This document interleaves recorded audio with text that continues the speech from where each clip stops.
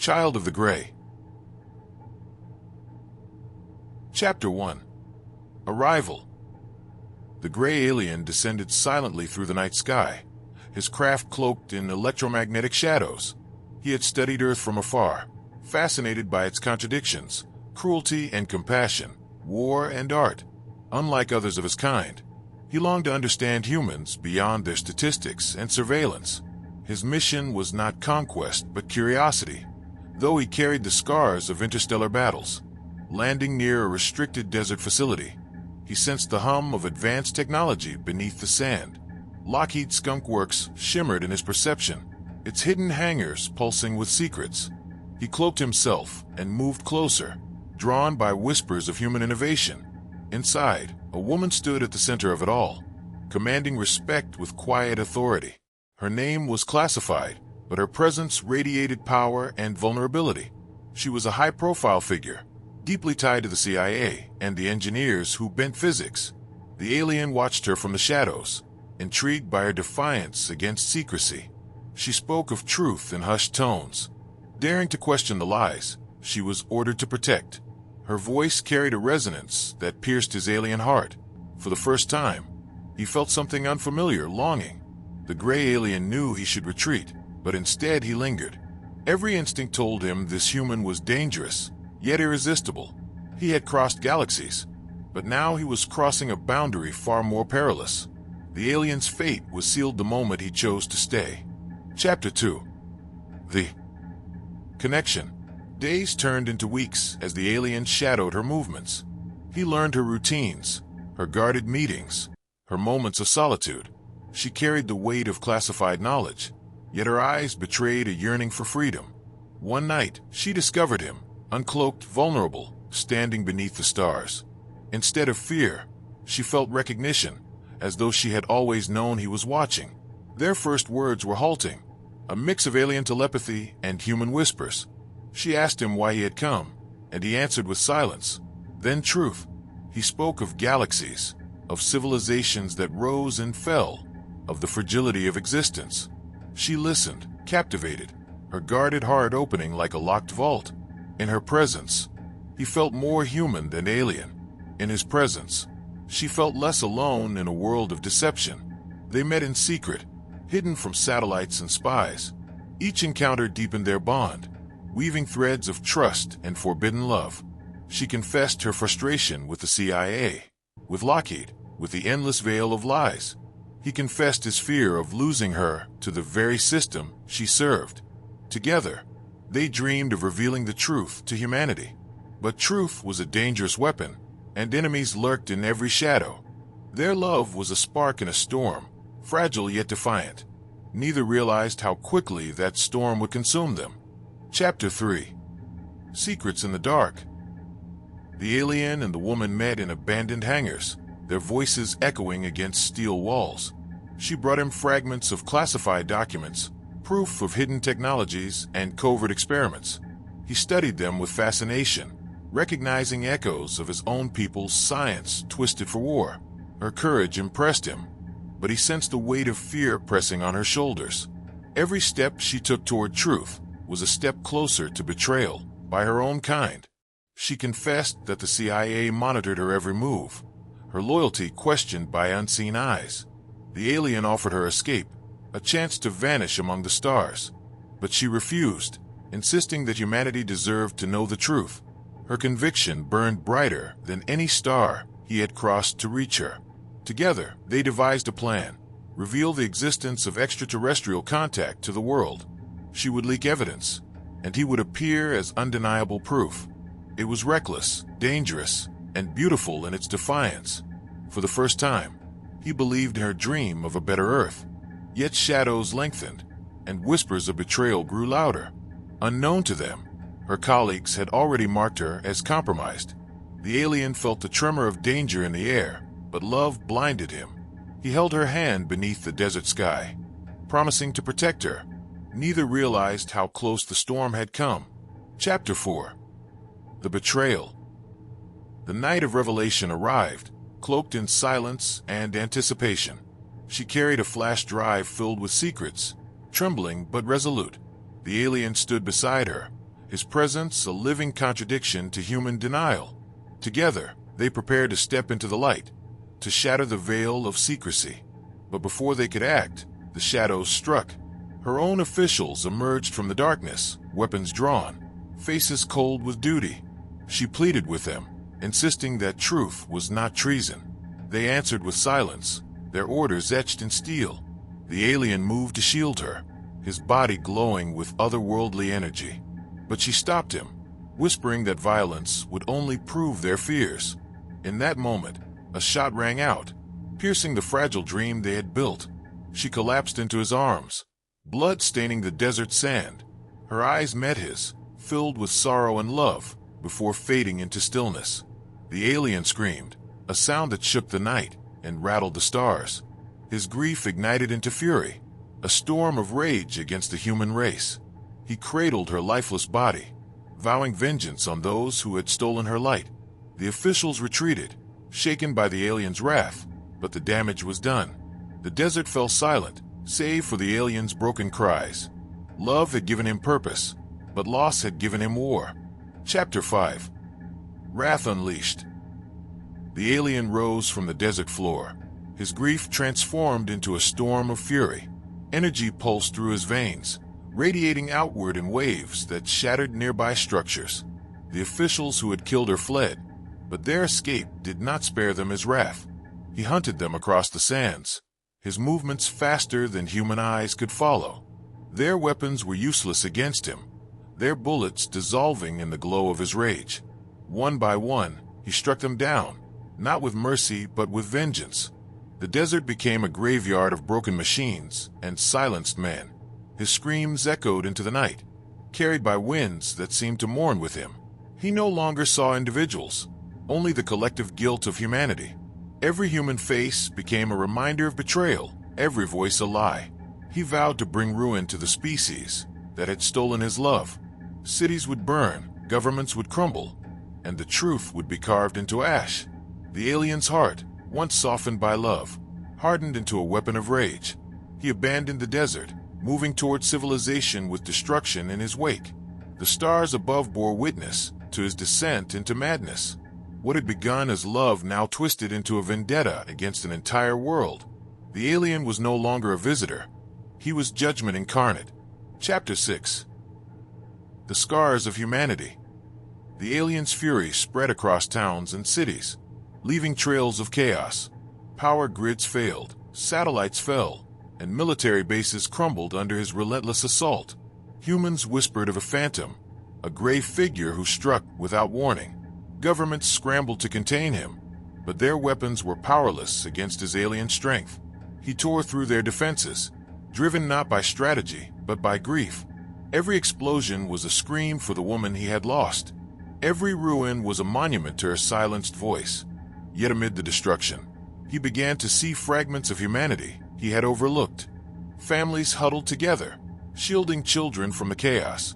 Strangers helped one another escape the wreckage, risking their lives for others. He saw fear, but also compassion, woven into the fabric of survival. The alien hesitated, torn between vengeance and the faint glimmer of hope. Her death had shown him humanity's cruelty, but these moments revealed its resilience. Still, his rage was not easily quelled, and his war continued. But deep inside, cracks formed in his hatred, fissures that whispered of doubt.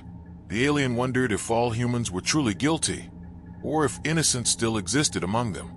The question haunted him, even as he pressed forward with destruction. The seeds of change had been planted, though he did not yet know it. Chapter 7. The Encounter. The alien stormed through a ruined city, his fury leaving shattered buildings in his wake. Sirens wailed in the distance, but no army dared approach him. He moved like a phantom, consumed by grief and rage, blind to the lives he disrupted. Then, amid the rubble, a small voice called out. A child stood alone, clutching a worn teddy bear, eyes wide but unafraid. The alien froze, his power trembling at the sight of such innocence. The child did not scream or run. Instead, she stepped closer. Her tiny hand reached out, brushing against his cold, gray skin.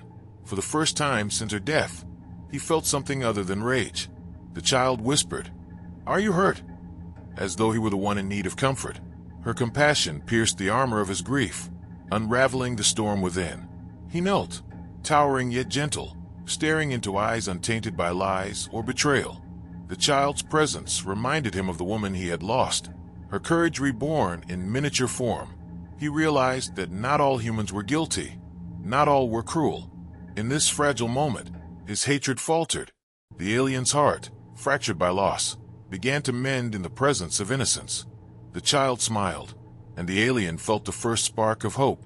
Perhaps humanity was not beyond redemption. Chapter 8. A fragile bond. The alien carried the child from the ruins, shielding her from falling debris. She clung to him without fear, trusting him as though he were family. Her trust was a gift he had not expected, a light in the darkness of his rage. Together, they wandered through the broken streets, searching for survivors. The child spoke of her parents, lost in the chaos, her voice trembling but brave. He listened, realizing that her pain mirrored his own. Two souls, alien and human, bound by loss yet united in resilience. The alien began to see humanity through her eyes, fragile, flawed, but capable of love. She offered him her teddy bear, insisting he needed it more than she did. The gesture shattered the last remnants of his hatred. He realized that vengeance could not heal his wounds, but compassion might. The child's innocence became his anchor, pulling him back from the abyss. He vowed to protect her, not as a weapon of war, but as a guardian. Her laughter, even in ruins, reminded him of the woman he had loved. The alien's heart softened, his rage tempered by the fragile bond they shared. In her presence, he began to believe in humanity again. The path ahead was uncertain, but for the first time, he chose hope over destruction. The child had saved him, not with power, but with love. Chapter 9. Guardian of the Innocent. The alien carried the child through the ruins, her trust guiding his every step. Soldiers spotted them, weapons raised, but he shielded her with a wall of shimmering energy. Bullets dissolved harmlessly, sparks scattering like fireflies in the night. The child clung to him, whispering that the soldiers were only afraid. Her words pierced his fury, reminding him of the humanity he had begun to rediscover. Instead of striking back, he lowered his hand and let the soldiers retreat. It was the first time he had chosen restraint over vengeance. The child's innocence had become his compass, steering him away from destruction. He realized that protecting her meant protecting all children, all innocence. His war was no longer against humanity as a whole, but against those who thrived on secrecy and cruelty. The alien began to see himself not as executioner, but as guardian. He vowed to shield the weak, even if it meant standing against armies. The child's laughter echoed in the ruins, a fragile melody of hope. For the first time since her death, he felt purpose beyond rage. The alien's path was changing, though the scars of grief still burned within him. He was no longer a weapon of wrath, but a protector of life. Chapter 10. Shadows of Conflict. Though his bond with the child grew stronger, the alien's heart remained divided. Memories of the woman's death haunted him, fueling whispers of vengeance. At night, he dreamed of burning cities, of humanity's betrayal carved into ash. But each morning, the child's smile reminded him of innocence worth saving. He walked a fragile line between protector and destroyer, torn by grief and hope. Governments branded him a threat, broadcasting his image as a monster. Yet survivors whispered of a savior, a gray figure who shielded children from harm. The alien realized he had become both nightmare and legend, depending on who told the story. He struggled with the weight of this duality, unsure which path he truly belonged to. The child sensed his turmoil, holding his hand and reminding him he was not alone. Her words were simple, but they carried the power to silence his rage. Still, the shadows of his past lingered, urging him toward destruction. He knew the battle within himself was far from over. The alien's journey was no longer about humanity alone. It was about his own redemption. Every choice he made would decide whether he became savior or scourge. The child's presence kept him tethered to hope, but the storm inside him raged on. Chapter 11. Protector of the Weak. The alien and the child wandered into a refugee camp hidden among the ruins. Families huddled together, survivors of both his wrath and humanity's wars. At first, they recoiled in fear, recognizing the gray figure whispered about in broadcasts. But the child ran ahead, laughing, and clung to his hand without hesitation. Her trust disarmed their fear, forcing them to see him not as a monster, but as guardian. He repaired broken generators with alien technology, restoring light to the camp. Water flowed again from shattered pipes, purified by his touch. The people watched in awe, realizing he was not here to destroy them. Children gathered around him, curious and unafraid, their innocence melting his grief.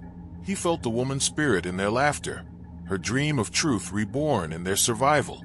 The alien began to understand that protecting humanity was not weakness, but strength.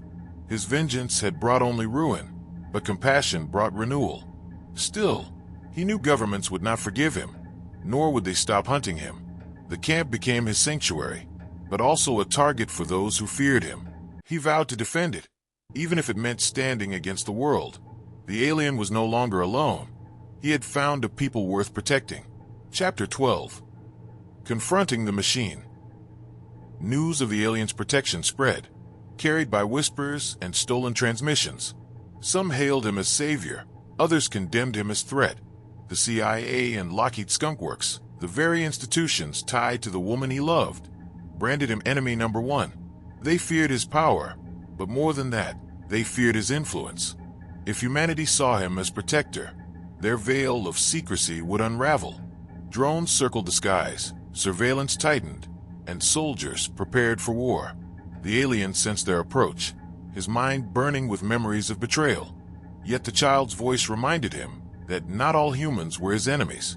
He chose not to strike first, but to confront them openly. Standing at the edge of the camp, he revealed himself to their machines. His message was clear. He would defend the innocent, but he would not bow to lies. The confrontation was inevitable, a clash between truth and secrecy. The alien's heart trembled, torn between rage and hope, vengeance and redemption. He remembered the woman's dream of revealing the truth, and realized it lived on through him. The child stood beside him, fearless, her presence anchoring his resolve. The alien was ready to face the machine, not as destroyer, but as guardian of humanity's future. Chapter 13. Clash of Truth and Lies. The camp trembled as armored convoys approached, engines roaring like thunder across the desert. The alien stood tall at the perimeter, the child beside him, her hand gripping his. Soldiers advanced with precision, their weapons gleaming under floodlights. Above, drones circled like vultures, broadcasting the scene to hidden command centers. The alien raised his voice, amplified by telepathy, echoing across the battlefield. He declared that humanity deserved truth, not lies buried in classified vaults. His words rippled through the soldiers, some faltering, others tightening their grip on rifles. The child's voice rang out, small but defiant. "He's here to protect us." Her innocence pierced the wall of fear, forcing soldiers to see him differently. But the CIA's handlers barked orders, demanding fire, demanding silence. The alien braced himself, energy surging, ready to shield the camp from annihilation. Bullets and rockets streaked through the night, colliding with a shimmering barrier. The ground shook, but the camp remained untouched, protected by his defiance. He did not strike back, though rage burned within him. Instead, he held the line, proving that truth could withstand lies. The clash was not of weapons alone, but of ideals. Secrecy versus revelation, fear versus hope. The alien realized he was no longer fighting for himself, but for humanity's future. Chapter 14. Symbol of Hope. News of the confrontation spread beyond government control, carried by stolen feeds and whispered networks. Across the world, people saw the gray alien shielding innocents instead of destroying them. Some called him a monster, but many began to see him as a protector. The child's image beside him became iconic, a symbol of innocence standing with power. Artists painted murals, rebels shared his story, and ordinary citizens whispered of change. The alien felt the weight of this new role pressing on him. He had become more than a visitor, more than a grieving lover. He was a symbol. The woman's dream of truth lived on, not through documents, But through his actions, her sacrifice had ignited a movement, and he carried it forward with every choice. Governments scrambled to suppress the narrative, branding him dangerous, but the people were no longer blind. The alien realized that redemption was not only personal, it was collective. Humanity could change, if given the chance to see beyond fear. The child reminded him daily that compassion was stronger than vengeance. Her laughter became his anchor, her trust his guiding star. Together, they stood at the center of a storm, fragile yet unyielding. The alien was no longer alone in his fight. Humanity itself had begun to awaken. Chapter 15: Escalation of War. The desert skies filled with fire as fleets of drones and aircraft descended upon the camp. Governments had united under fear, pooling their weapons to crush the alien once and for all. Missiles streaked across the horizon, detonating against his shimmering barrier. The ground shook, tents collapsed, and families screamed in terror. The alien stood firm, his energy shield glowing brighter with each strike. He could have unleashed devastation, tearing apart the armies with a single thought. But the child's voice echoed in his mind, reminding him of restraint. He chose defense over destruction, absorbing the fury of humanity's weapons. Soldiers watched in awe as their most advanced technology failed against his resolve. The CIA and Lockheed Skunkworks monitored from hidden bunkers, desperate to break him. They feared not only his power, but the hope he inspired among the people. The alien realized the war was no longer about survival. It was about perception. Every act of restraint painted him not as monster, but as protector. The escalation of war only strengthened his role as symbol of truth. Yet inside, his grief still burned, whispering vengeance with every explosion. He stood at the edge of choice: destroy humanity or guide it toward change. Chapter 16: The Choice of Leadership. When the smoke cleared, survivors gathered around him, their eyes filled with gratitude. They saw not a weapon, but a guardian who had shielded them from annihilation. Whispers spread through the camp. Perhaps he was not humanity's enemy, but its future. The alien felt the weight of their trust pressing on him like a crown. He had never sought leadership, yet destiny placed it in his hands. The child looked up at him, her smile unwavering, her trust absolute. Her innocence reminded him of the woman he had loved, her dream of truth reborn. He realized that vengeance would betray her memory, but protection would honor it. The alien began to speak openly, sharing fragments of knowledge from the stars. He taught survivors about energy, healing, and the balance of civilizations. His words carried hope, planting seeds of change in the hearts of humanity. Governments branded him a threat, but the people began to see him as guide. The alien understood that leadership was not about power, but about compassion. He chose to stand not as destroyer, but as protector of humanity's future. The child's hand in his reminded him that redemption was possible. Together, they would carry the dream of truth forward, no matter the cost. Chapter 17: The Spark of Revolution. Across the globe, whispers of the alien's defiance spread like wildfire. In hidden networks and encrypted broadcasts, people shared images of him shielding innocence. The child's presence beside him became a symbol of purity, a reminder of what humanity could be.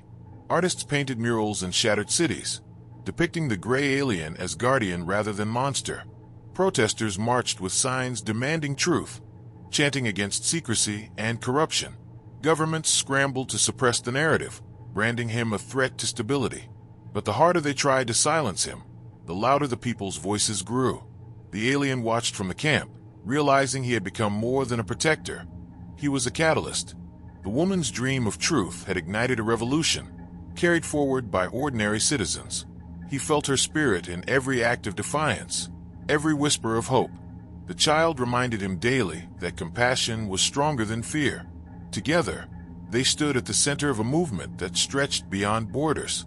The alien understood that humanity was awakening, and he had become its reluctant guide. The spark of revolution had been lit, and it could not be extinguished. Chapter 18: The Counterstrike. Governments, desperate to regain control, escalated their campaign against him. Lockheed Skunkworks unveiled new weapons, engineered from fragments of alien technology. The CIA deployed covert teams, determined to capture or kill him at any cost. Cities braced for conflict, torn between fear of destruction and hope for liberation. The alien sensed the storm gathering, his heart heavy with the weight of choice. He could unleash his fury and crush their armies, but the child's trust held him back. Instead, he prepared to defend without destroying, to prove that compassion was stronger than vengeance. The camp became a fortress, not of weapons, but of unity. Survivors stood beside him, refusing to abandon the guardian who had protected them. Their courage reminded him that humanity was worth saving, even in its darkest hour. The counterstrike came with fire and steel, but the alien met it with light. His barrier shimmered, absorbing the fury of weapons designed to kill him. The child's laughter echoed through the chaos, a fragile melody of hope. The alien realized that the true battle was not against armies, but against fear itself. Governments could strike with weapons, but they could not silence the truth. The alien stood firm, ready to face the storm, not as destroyer, but as symbol of humanity's redemption. Chapter 19. Humanity's ultimate weapon. The sky split open as Lockheed Skunkworks unveiled its most secret creation, a colossal war machine, forged from stolen fragments of alien technology, descended upon the desert. Its engines roared with unnatural power, its weapons glowing with energy stolen from the stars. The CIA's commanders watched from hidden bunkers, convinced this weapon would finally end him. The alien stood firm, the child at his side, her small hand anchoring his resolve. He recognized the technology, pieces of his own people's science twisted into a weapon of fear. The machine unleashed a barrage of energy, tearing through the night with devastating force. His barrier trembled, cracks forming under the relentless assault. For the first time, he felt the weight of defeat pressing against him. The camp shook, survivors screaming as the weapon's fury threatened to consume them all. The alien's rage surged, urging him to unleash destruction and obliterate the machine. But the child's voice whispered through the chaos, "Don't become what they fear." Her words pierced his fury, reminding him of the woman's dream of truth. He realized the battle was not about power, but about proving humanity could change.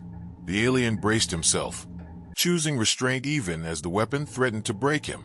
The clash became more than war. It was the test of his soul. Chapter 20. The Final Stand. The alien rose from the dust, his body glowing with the last reserves of his strength. The machine advanced, its weapons primed to erase him from existence. He spread his arms wide, shielding the camp with every ounce of energy he possessed. The child clung to him, fearless, her presence a beacon of hope amid the storm. The weapon unleashed its fury, but he held the line, refusing to strike back. His restraint became his greatest weapon, proving that compassion could withstand destruction. Survivors rallied behind him, their voices rising in defiance against secrecy and fear. The world watched through stolen broadcasts, seeing not a monster, but a guardian. Governments faltered, realizing their ultimate weapon had failed to break him. The alien's body trembled, his strength nearly gone, but his spirit unyielding. He remembered the woman's final breath, her dream of truth, and the child's trust. Together, they had given him purpose beyond vengeance. With one final surge, he redirected the machine's energy skyward, dispersing it into the stars. The weapon collapsed, powerless, its stolen technology undone by the very source it sought to mimic. The alien fell to his knees, exhausted but victorious. The camp erupted in relief, survivors rushing to his side. The child hugged him tightly, whispering that he had saved them all. The alien realized that his war was over, not in destruction, but in redemption. Chapter 21. Legacy of Truth. The desert lay quiet after the final battle, its scars etched into the earth like memories. The alien stood among survivors, his body weakened but his spirit unbroken. The child held his hand, her smile radiant, a beacon of innocence amid the ruins. Together, they had endured humanity's fury and proven that compassion could withstand destruction. Across the world, people whispered of the Grey Guardian who had shielded innocence instead of striking back. His restraint had become his greatest victory, reshaping fear into hope. Governments faltered, their lies unraveling as truth spread beyond their control. The alien realized that the woman's dream had been fulfilled, not through documents, but through his actions. Her sacrifice lived on in every survivor, every child who now believed in a better future. He gazed at the stars, knowing his people watched from afar, uncertain of his path. But Earth had become his home, not through conquest, but through love and redemption. The child whispered that he was family now, and he believed her. He understood that humanity was flawed, but not beyond saving. His journey had transformed him from visitor to guardian, from destroyer to protector. The alien's legacy was not vengeance, but truth carried forward by those he had saved. He knelt beside the child, promising to remain until humanity no longer needed him. The desert wind carried his vow across the horizon, a promise etched into time. The gray alien had found his place, not in rage, but in love reborn through humanity. And so, his story ended not with destruction, but with hope.